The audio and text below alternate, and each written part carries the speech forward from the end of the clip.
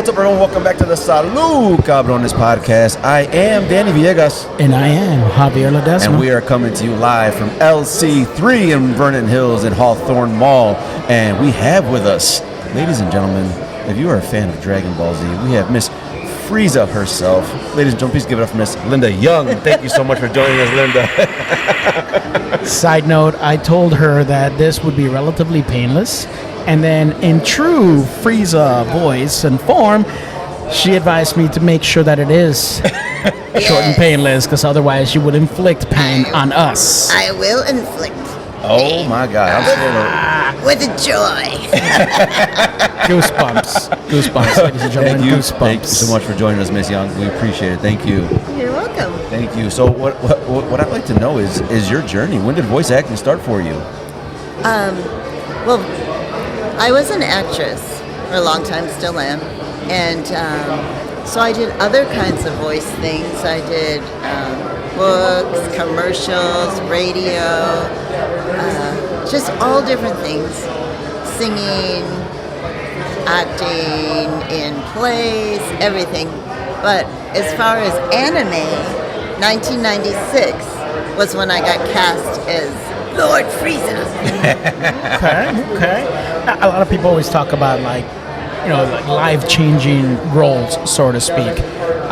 You were Frieza at that point in time, and you've been Frieza pretty much ever since. And now, obviously, we're here at a convention where people come up to you, and you are Frieza to them. So how does that make you feel, knowing that at that point in time you were cast? You probably didn't even know how big that was going to be at the time, you know? Oh, not at all. I hardly knew what the character was when they cast me. You know, when they said you had the part of Lord Frieza, I was like, which one's that? And they were like, the one with the raspy voice. And I was like, oh, great. Because I really hadn't done a raspy voice. I up to that point, I usually did little voices like this and all that kind of stuff. And then I got this voice and this part, and I had to learn how to do the fighting noises and all that. All those, because it wasn't something I went around doing. So Chris Sabat pretty much taught me that. And it's great because I'm an actor as well, and but I've never done voice acting. So when you got casted for the role, it said on there raspy voice. It said, or is that something you just came up with on your own? Well, when I auditioned, we had to listen to some things and we had to imitate. So yes, it was very raspy. Okay. The voice. And they definitely said they definitely wanted that raspiness in the voice. So, but now that voice is right here. It never leaves. I was about to say, is that like second nature to you now? It is. Did it, anytime that I go to a concert and I yell a lot, the next day I pay for it. I'm like, oh man, my throat's Did it originally mess with your voice? Did it hurt? No. And that's probably one of the reasons I got it, because when I auditioned and stuff, I didn't cough, or I didn't say this hurts, or, it just was, I'm a singer too, so you can place your voice. Yeah. And as an actor, you can place it in different places. So I just placed it here, and as long as it stays right there, I'm good. So it had no effect with your singing at all? No. I still sing too. Now, if I was talking like Frieza all day, I have to rest it. Yeah. I have to rest it before I sing. Okay. So then there's certain things you have to do. Like if you were to sing or if you were to do the voice of Frieza, you got to actually rest your voice, and I would rest it, and I probably have hot lemon water with honey, or just soothe it. But most times it doesn't even bother me, but sometimes if I'm at a Comic-Con all day and people want a lot of videos and I'm talking like Frieza all day, and then when I get home I have band rehearsal on Tuesday. I'm usually good by then, but Monday I have to really be careful. I have to. So band rehearsal, tell us about your band. Oh, I'm in a big band called Nobles of Note. And we play things from the 1930s to the 1970s. Really? Wow. Yeah. Awesome. Yeah. Do you ever bring up Frieza on stage and have her Well, do some singing? come to think of it, that did happen because Really? we got booked to do a show for anime. Oh gosh, what's the name of that show? I know you guys will know it. It's this Cowboy Bebop. Cowboy Bebop. They were throwing a party, and we can play kind of that type of jazzy music. Yeah. So they hired the band that I'm with, and it was so much fun. They were dancing and everything, but there were, people there like going like this. And They're bowing down to the Lord Frieza. and saying, can you please talk like Lord Frieza for a while? Will you do this? So I was being Frieza, and then I was singing. But everything went all right. And one time, John Swayze, do you know who John Swayze is? John Swayze sounds very familiar. The name sounds very familiar. Okay, well, he's in a lot of different animes, but he's also in Dragon Ball Z, and he's Dodoria. Oh, okay. Well, every time I see him, I say, dance for me, Dodoria. but we were at a con together, and he goes, Linda, I signed us up to sing Born to be Wild. Oh my God. As Frieza and Dodoria. And I said, John, that's a long song to be singing in those voices. He goes, we can do it. And we did it. We had so much fun. Oh, wow. Get your motor running. I was just about to ask you to give me something. Wow, there you go. Looking for adventure. We got a live concert here with us today. Yes. Yes. Born to be wild. Yes. Anybody out there, I wish they would have heard that.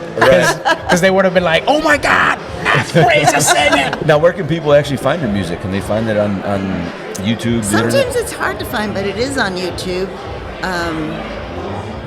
I don't know where, most of the guys in the band there's a couple of them that are tech savvy, but sometimes they don't even do videos, But our last big gig, I think they did a big video, so maybe they'll get it online. I don't know. That's fantastic. I posted a few things. So. I'm curious. Is there a voice of any type of movie or show that you see and you're like, man, I could have done that voice so much better?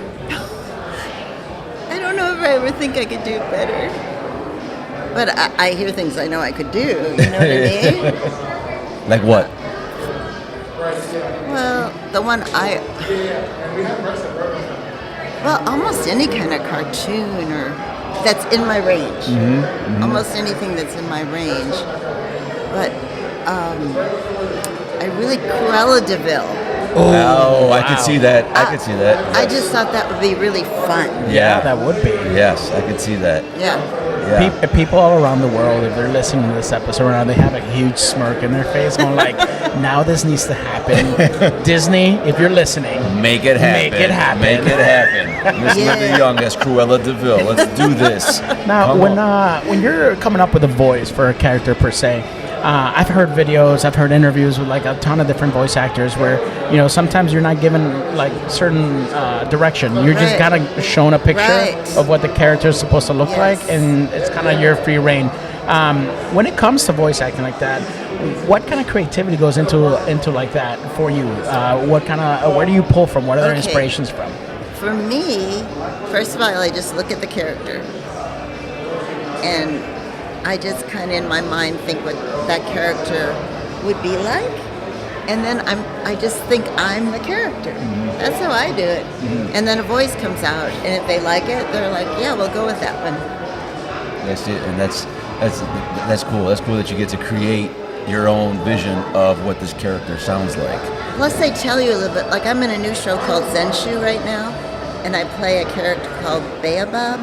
She's kind of like a Yoda character. Yeah. So they did say that to me, and even though I wouldn't have talked like Yoda, it still gave me the, I don't know, what I needed to kind of come up with a voice, Mm-hmm. So.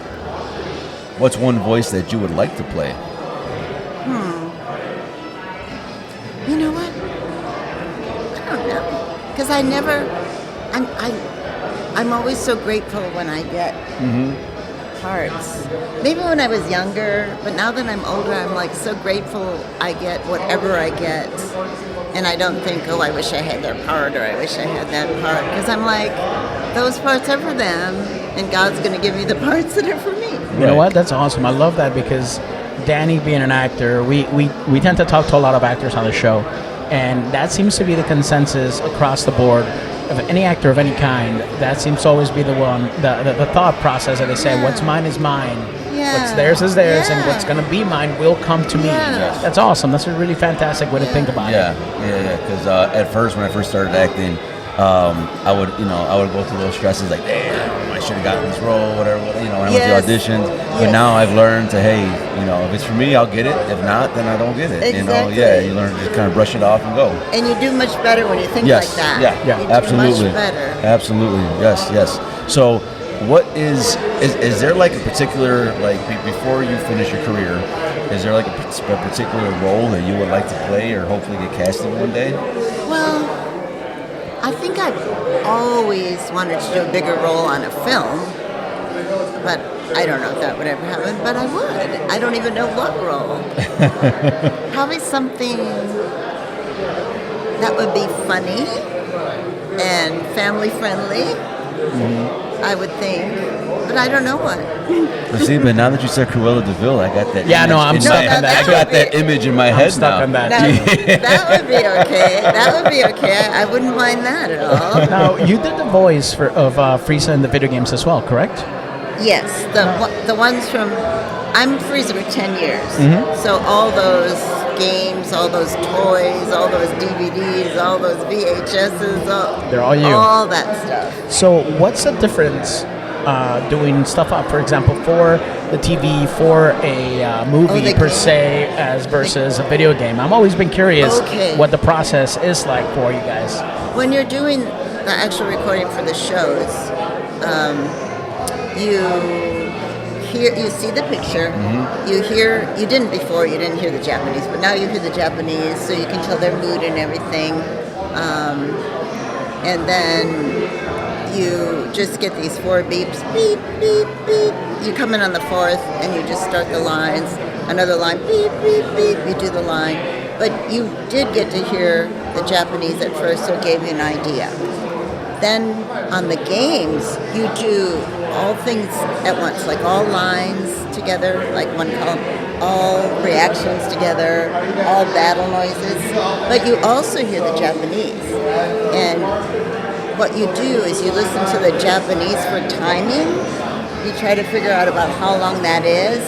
And then you do it doesn't have to be just like theirs. It can be however your character does the reaction, the battle cry, whatever. You just have to try to make it that length because that's what'll fit to the game. And I like the game. Some people don't like that, or that bothers them for some reason. But I've always you go in and you knock that game out real quick. I think that's cool to have your voice not just in the show, but in the video game as well. Yeah. Oh, that's awesome. That's next level, goals for actors. Yeah, it's gotta be. Yeah, absolutely. And actually, Fasha, I voiced Fasha, and she's been in several games too, so that's kind of fun. And Baba, and because they're all in games, so all of a sudden you'll get a call and there's another game, and you get to go and do the game thing. Let me ask you this: considering the Frieza character is so iconic as far as Dragon Ball Z, is there a particular role? A particular scene within the show itself that that is your favorite in terms of oh man, when I hit those lines that particular day, I was feeling it and I hit a home run. Probably, I don't know, the times when I'm putting down all the sayings. I mean, that's fun. I mean, any of those kind of, jokes. I mean, you have the power levels of a Boy Scout troop. All that kind of stuff. Frieza was very quick wit. She definitely had her one-liners in there. Probably better than most of the villains. Yeah. Or sayings linger like a bad odor. I mean, all this stuff is really kind of funny. My husband loves Up Goes the Weasel. So do you ever do voices just to annoy your husband? You leave Frieza voicemails. I should actually go Frieza when he's acting up. But I haven't, but I probably should because he thinks Frieza's funny. Okay. He doesn't always think I'm funny, but he thinks Frieza's funny. Does he go around gloating like my wife is Oh. Frieza? That's my wife. You know those guys that get into trouble somewhere and they have their wife take care of their problems? It's like, hey, honey, I need you to go in there. Make sure it's Frieza that goes in there, okay? Yeah, or he's like, I've got this new client and they like Dragon Ball Z, so Help me out can you over here. sign a picture? Or he'll call me. The plumber's here. Can you yell at him and call him a monkey? Do the voice. And one time, Cynthia Kranz was with me, you know, the Chi-Chi, Yeah. and we were together in the car. We were going to Oklahoma for an event, and Tom, my husband, calls, and he goes, listen, the air conditioner guy's here, and he really would like you to yell at him and call him a monkey. And I go, well, Chi-Chi's here. Does he want to get yelled at by her, too? And Tom says, yeah, he does. So did you both do it? That's awesome. I'm sure that guy went home the happiest he's Did he ever give been. Did he give a discount at least? He should have. I think he made sure he did a really good job. We appreciate your time very Yes. much. Thank you so much, Miss Yes. Linda Young. We You're appreciate you. welcome. Appreciate your time. Before we head up out of here, let people know where to find you, your social media. Okay, Instagram, it's at Linda Sorda. X, it's just VA Linda Young. And Facebook, it's Linda Young. And I'm on Cameo. If you know about the cameos where you can go get shout outs, Yep. I am on that site. Just look under anime and you'll find me. So if you're a handyman out there wanting to get yelled at, you could just go Hit ahead up and buy on it on Cameo. There you go. You can. Well, Miss Linda Young. Oh, you might have started something new. I probably did. Hey, it's better for you, right? There you go. I'll go to my phone and it's like, can you yell at me? Can you? Weird people out there in the world Right. that will pay top dollar for that stuff. Oh, let me tell you one thing though. On Cameo one time, I did a cameo for a son's birthday. He was turning 16. And then I went to the site and he left me a $400 tip. Wow. And I said, he must have made a mistake because I felt really bad. So I texted him through the site and I go, I hope your son had a good party. I hope everything's fine. And he goes, oh, it was fantastic. We liked that video so much. And I was like, well, I guess he would have told me if he made a mistake. Guess I'm $400 richer. There you go. I know. It's fantastic. Hey, you think anybody would pay $400 for my cameo? No, probably not. Okay. Probably All not. right. Well, never mind. But no, Miss Linda Young, thank you so much for coming and talking with us. We really appreciate it. You're welcome. It was fun. Thank you. Thank you. Was that relatively painless? It was. So we're not going to be punished. We're not going to be punished. The Thank two God. of you monkeys are lucky today. There you go. But I don't know about tomorrow. There you go. Well, we usually sign off with a toast. We just say "Salud, cabrones" at the end. So maybe Frieza can sign off with it. Salud. Salud, cabrones. Salud, cabrones. Yes. Okay? Ready? 1, 2, 3. Salud, cabrones. There you go. Salud, cabrones. There you go. We out. We out. Thank you.